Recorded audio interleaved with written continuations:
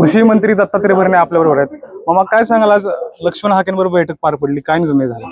मी सुनेत्रा वहिनींचा निरोप घेऊन हाके सरांकडे आमच्या टकले साहेबांच्या घरी आज इथं आम्ही आलो होतो आणि मी त्यांना सुनेत्रा वहिनींच्या वतीनं मी सरांना विनंती केली की सर, ही निवडणूक अजितदादा पवार साहेबांच्या अपघाताने निधनानं रिक्त झालेली आहे. ही पोटनिवडणूक आहे आणि या पोटनिवडणुकीमध्ये आपण माघार घ्यावी.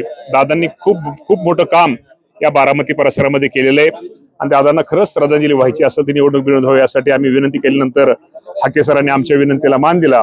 त्याबद्दल मी हाके सरांचे निश्चित प्रकारे आभार मानतो. काय नेमकी मागणी काय होती का हाके सरांची? हाके सरांची कुठलीही मागणी नव्हती. ते त्यांच्या वेगळ्या कामासाठी बारामती परिसरामध्ये फिरत होते. ते लोकांना वाटलं निवडणुकीसाठीच ते फिरतायत, त्यात हाके सरांचा कुठलाही नव्हता.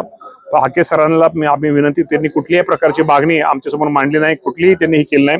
फक्त ही निवडणूक दादांसाठी आम्ही माघार घेतोय असं हाके सरांना आम्ही विनंती केल्यानंतर हाके सरांनी दादांना श्रद्धांजली व्हायची असेल तरी निवडणुकीत आपण माघार घ्यावी हे आम्ही त्यांना विनंती केल्यानंतर त्यांनी त्यात माघार घेतलेली आहे. निवडणूक बिनविरोध होईल असं वाटतं? काँग्रेसने उमेदवारी अर्ज जो आहे तो आज काँग्रेस पक्ष काँग्रेसला आम्ही विनंती करणार आहोत. आमचे वरिष्ठ नेते या बाबतीत विनंती करणार आहेत आणि त्या बाबतीमध्ये योग्य तो निर्णय निश्चित प्रकारे काँग्रेसवाले घेतील.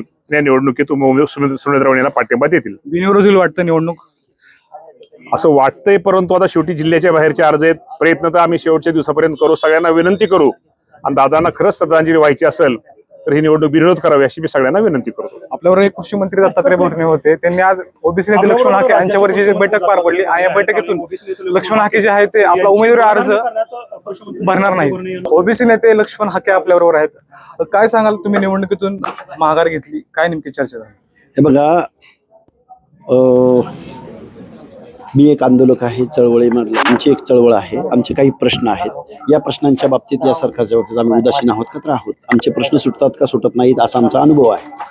याच्यावरती, या प्रश्नावरती निवडणूक जाहीर झाल्यापासून आम्ही महाराष्ट्रातल्या राज्यकर्त्यांचं लक्ष वेधत होतो. लक्ष वेधत असताना आत्ताही काही मंडळींनी आम्हाला सांगितलंय तुमचे काही प्रश्न ते घेऊन या. हे प्रश्न सुटतील का नाही सुटतील हे अजून आपण त्यांना संधी देणार आहोत. पण आत्ता त्यांची रिक्वेस्ट होती की महाराष्ट्राच्या उपमुख्यमंत्री सुनेत्राताई पवार आहेत, एक महिलेला महाराष्ट्राच्या एवढ्या मोठ्या पदावर पहिल्यांदा स्थान भेटलेलं आहे आणि त्या संदर्भात एक त्यांचाही रिक्वेस्ट कॉल झाला म्हणून आम्ही या निवडणुकीतून अर्ज न भरण्याचा आम्ही निर्णय घेतला. कालपर्यंत तुम्ही उमेदवारी लढवण्याबाबत निश्चित होतं की ठाम होता तुम्ही की निवडणूक लढवणार म्हणून. बैठका झाल्या, तुमचे दौरे झाले बारामध्ये, नेमकं एका रात्रीत नेमकं काय झालं? हे बघा, एवढे प्रश्न तसेच आहेत. ज्या प्रश्नावर आम्ही काम करतो ते प्रश्न तसेच आहेत. ते सुटलेत असं मी बोललोय का तुम्हाला? मग व्यवस्थेला आपल्याला संधी दिली पाहिजे ना. बरं, संधी नाही दिली, आपण आहोतच ना. आणि आपण कुठल्या कॉन्स्टिट्युशनल पोस्टवर नाही होत ना. आपण आंदोलक आहोत. आपला कोणी हात धरलाय का?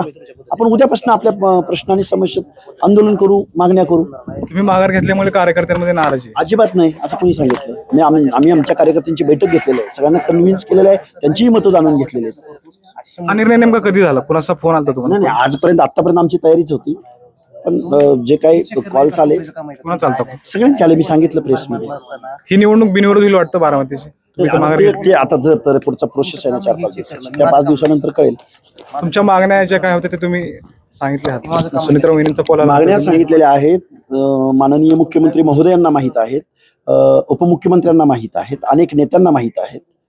हे मागण्या मान्य नाही केल्या, आपला आंदोलक जागा आहे, आपला आंदोलक मेला नाही. आणि एका निवडणुकीनं काय, बारामतीच्या पोटनिवडणुकीनं आमची चळवळ थांबणार आहे, सगळे प्रश्न सुटणार आहेत असं काही होणार नाही.